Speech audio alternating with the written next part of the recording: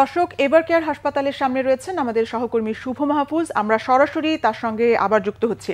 শুভ, BNP চেয়ারপারসনের শারীরিক অবস্থা সম্পর্কে সবশেষ তথ্য আমাদের জানাবেন। বিএনপি চেয়ারপারসনের শারীরিক অবস্থার সবশেষ তথ্য যদি বলি, আসলে সারা দেশের বিএনপি নেতা কর্মীরা সহ দেশবাসী অনেক আবেগ, উদ্বেগ, উৎকণ্ঠার মধ্যে রয়েছে তার শারীরিক সুস্থতার বিষয়টি জানার জন্য বা তার শারীরিক কন্ডিশন যেটি সেটি জানার জন্য।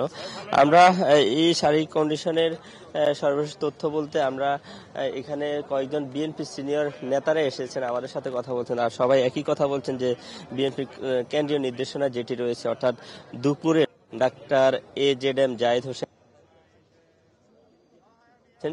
সেটি আসলে এখন পর্যন্ত আমাদের কাছে সর্বশেষ তথ্য। AZM জায়েদ হোসেন জানিয়েছিলেন যে 23 নভেম্বর শারীরিক পরীক্ষা নিরীক্ষা নিয়মিত স্বাস্থ্য পরীক্ষার জন্য বেগম খালেদা জিয়াকে এবার কেয়ারে ভর্তি করা হয়েছিল।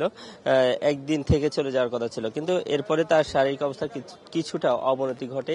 27 নভেম্বর থেকে তাকে সিসিইউতে নেওয়া হয় এবং সিসিইউতে নেওয়ার পর তার শারীরিক অবস্থার যে অবনতিটা ঘটে সেই রকমই এখন পর্যন্ত রয়েছে, অর্থাৎ আজকে 2 ডিসেম্বর একই অবস্থা রয়েছে। তার শারীরিক অবস্থা স্থিতিশীল, যে অবস্থা অবনতি হয়েছে সেই অবস্থাতেই স্থিতিশীল, তার থেকে খারাপ হয়নি, তার থেকে উন্নতি হয়নি। এই তথ্যটি তিনি আমাদেরকে গণমাধ্যমকে জানিয়েছেন। একই সাথে তিনি অনুরোধ জানিয়েছেন যে সামাজিক যোগাযোগ মাধ্যমে যেসব গুজব ছড়াচ্ছে সেটিতে যাতে কেউ কান না দেয়, সেটিতে যাতে কেউ বিশ্বাস না করে, শুধুমাত্র বেগম খালেদা জিয়ার জন্য যাতে দোয়া করে এই আহ্বান জানিয়েছেন। আরেকটি বিষয় জানিয়ে রাখি, গতকালকে চীন থেকে একটি চিকিৎসক দল প্রতিনিধি এসেছেন 5 জনের। তারা সন্ধ্যা 6টা থেকে ঠিক 4 ঘন্টা পর্যন্ত তারা এই মিটিংটি করে বেগম খালেদা জিয়ার যে চিকিৎসক বোর্ড রয়েছে দেশি বিদেশি, তাদের সাথে সমন্বয় করে কিন্তু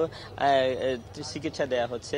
আজকে লন্ডন থেকে আরো একটি প্রতিনিধি দল আসার কথা রয়েছে, যেটি তার ব্যক্তিগত চিকিৎসক ডাক্তার AZM জায়েদ হোসেন জানিয়েছেন। তারা এখন পর্যন্ত আসেনি, তারা এসে হয়তোবা এটার সাথে যোগ দিবেন।